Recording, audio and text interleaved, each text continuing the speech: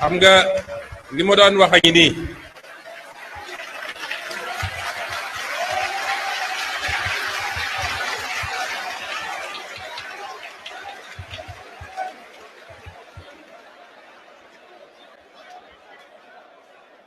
gis ngeen ñun patriote il faut ñu jàng ànd ak mesure parce que tey problème am na te kenn weddiwu ko man maa leen njëkk a wax ni problème am na maa ko njëkk a wax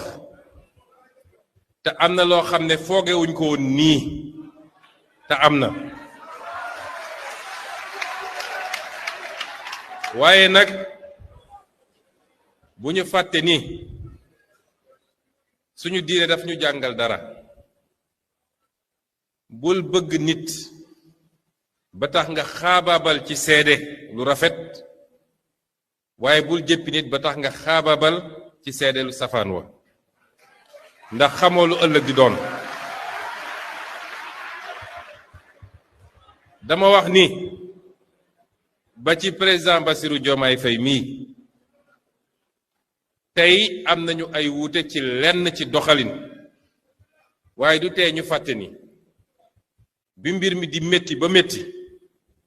am na loo xam ne taxawee na ko am na risque yoo xam ne jël na ko te loolu du lu ñu mën a effacer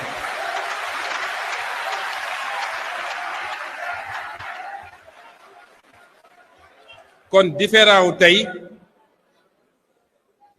wu tey ak wuute tey dinañ ko gérer nañ ko war a gérer ndax fii nag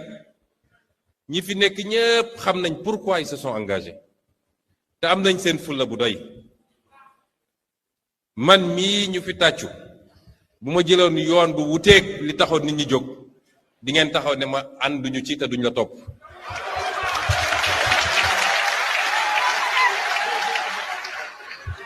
kon loolu nañ koy def kook fulla def kook njàmbarte def kook fayda waaye mun na bañ a egg fenn fi parce qu'on peut gagner on peut avoir nos victoires on va les avoir sans avoir besoin ñu egg ci fenn fi moom la yàlla def mu nekk